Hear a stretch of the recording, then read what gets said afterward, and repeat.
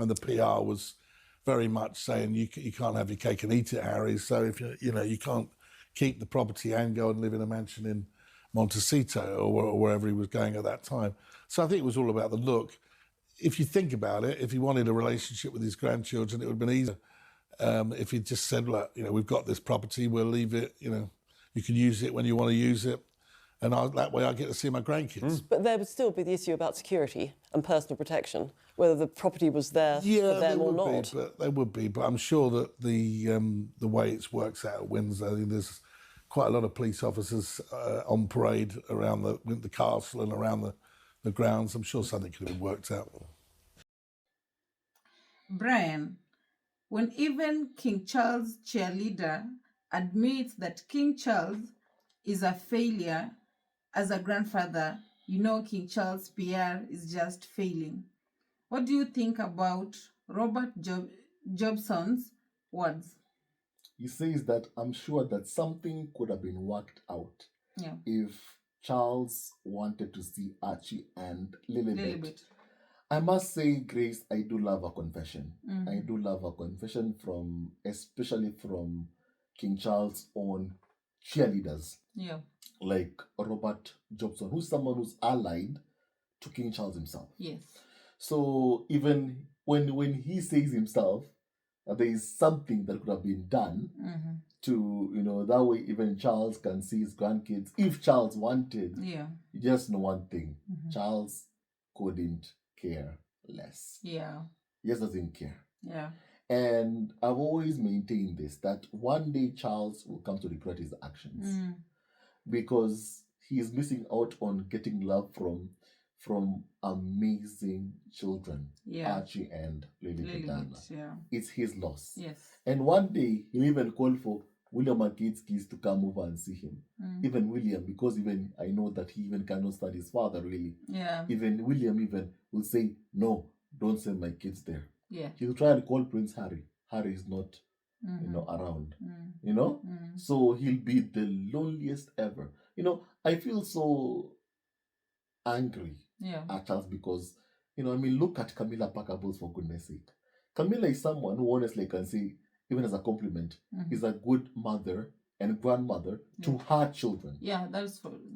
But she's a bad stepmother to Prince Harry, to Prince William, and she's also a bad, stepmother-in-law or grandmother to Archie and Lilibet. She's also bad to them. So, but she is good to her own children. Yeah. And there is something that even tells you really that there is no one ever who would care more about, your own kids than you. That's true. And you can see that basically. Yeah. In the case of Camilla Parker Bowles, how she cares about her grandkids, how she cares about her kids, how she goes out with them. Can we say the same thing about Charles? No. We can't say the same thing about Charles. Yeah. And Charles has his own kids. He has his own grandkids. Yet you can see that they have this very, very poor to non-existent relationship, especially when it comes to, of course, Archie and Lilibet. And I've always maintained, I keep on saying this, it's his loss. It's Charles' own loss. Yeah. But I must say I'm very, very angry with him because he has the power to guarantee Archie, Lily security, but he doesn't want to give them security. And I feel like that's a huge failure upon Charles. Yes. As king, as a grandfather, as a father, he is a complete failure. Yeah. So according to Robert Jobson, he claims that Harry and Meghan couldn't keep Frogmore Cottage and then go off and live in Montecito. What do you think about this? What do you think about his logic, actually?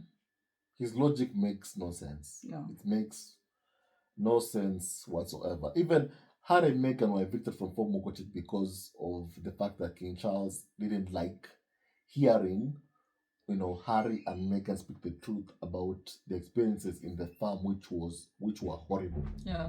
If you want someone to say something nice about you, Grace, then be kind to that person. Yeah.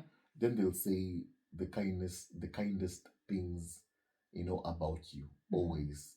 If if you are someone who's kind, if you're someone who's full of compassion, then just be kind. Just be kind. But if you're like Charles, who's a failure as a grandfather and a failure as a father, don't be angry when someone speaks the truth. When someone speaks the truth about you. Yeah. Just don't be angry. Yeah. Don't be upset. Yeah. You know, and also we had that Prince William made inquiries about if former cottage was available because he wanted another fifth home or sixth home. Yeah. You know, so you can see that they coveted. You know, William is someone who also covets every single thing that Harry likes. You know, he covets everything. If Harry say today I like to go, you know, riding a motorcycle, William tomorrow will see you with a motorcycle. So it's someone who just likes to copy and copy and copy and copy because his heart is so full of envy towards Prince Harry. He covets everything Harry has. I even suspect he coveted even Meghan. Yeah. I even suspect that William also wanted, you know, Prince Harry's wife because whatever Harry likes, William seems to have to take it away from Prince Harry. It's like a competition or something. Yeah, because ever since they were growing up, UK media pitted William versus Harry, Harry versus William. Yeah. So you don't grow up as kids who love each other, as brother and brother who love each other. You grow up seeing each other as competitors. Yeah. Yet that's not the case. You know, I can never ever understand how you can see some, you know, you can even compete against your brother. Your brother, yeah. Like that's your brother. Yeah. If your brother succeeds, you succeed. Sure. How can Charles be jealous of his own son? If your son succeeds, you succeed as a father. If your son outshines you as a father, you should be proud, joyful that my son has achieved more than me. Yeah. But in the case of Charles, he's jealous of his own son, Prince Harry. Yeah. And that's even tells me why I'm even so proud of the man that Harry has become, because look at what Harry said when he was in Australia. He said that, you know, our kids should be an upgrade of us, of who we are. Right? That's why I like what he said. That his words are very, very good. And that shows you it's not a father who will be jealous of his own son. That's a father who's saying that my son should be better than me, achieve more than me, succeed even more than I have. If I've achieved this, my son should quadruple my achievements. And I believe that is a prayer for every parent. Exactly. Like you wish your daughter or your son to do better than you. Well, except Charles. Apparently. Except Charles. If you're his son and you overshadow him, he is jealous of you. Yeah. So that's the kind of that's only the why it's so toxic to be raised, you know, or brought up in the raw food. Yeah. You know, yeah. Yeah. On the issue of security, can something be worked out to ensure Harry and Meghan can get security? Do you think anything can? That's a simple question. If Charles and William make a phone call, Harry will get security like that. Very quickly. Very, very quickly. It's just that they don't want to give Meghan Archie security. They want Harry away from his family because they know that Harry's strength lies, of course, in his family. Okay. In being united with Meghan. You know? And that's what they're targeting. They're targeting Harry and Meghan's, you know, relationship, right? Yeah. So we can see what's happening. You can see what's going on. And what's going on here is something which, of course, is horrible. It's disgusting. It's despicable.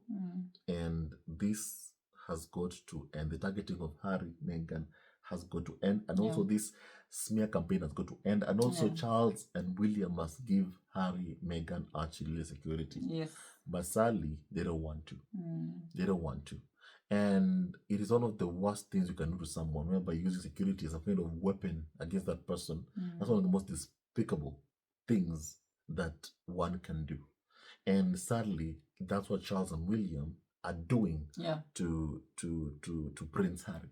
Because you think about the mental health struggles that Harry even is having, thinking about the safety of his wife and children.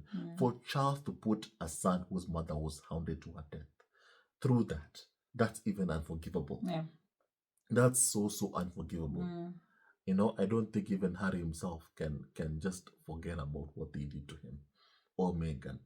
You know, I don't think that he can ever forget about that. So, on security, one phone call from Charles and William can solve the issue, but they don't want to give Harry security. They just don't want to give you know, Meghan Archie security, and it's very, very shameful what they're doing. It's very shameful because even a father and son can argue. even a son or father both of them can argue. Yeah. But as a father or even as a son, you don't endanger each other's safety. You just That's do not. for sure. Just a thing. But sadly, that's what Charles has done to Prince Harry. And what he has done is wrong and very, very cruel. Yeah. And even his own cheerleaders are admitting themselves that Charles is clearly a failure as a grandfather to Archie and Lilibet. And what he has done, of course, is wrong. Yeah. So thank you for so much, Grace. Thank you for inviting me once again to Thank the you channel. for coming. For always being here. It really, really means a lot. Please kindly subscribe to Grace Loves Drama and keep on watching. Your support really, really means everything to us. It really, really means a lot. So please keep watching, keep supporting, and let's keep growing our wonderful family. Yeah. Thank you, of course, and goodbye, and see you on our next video. Bye.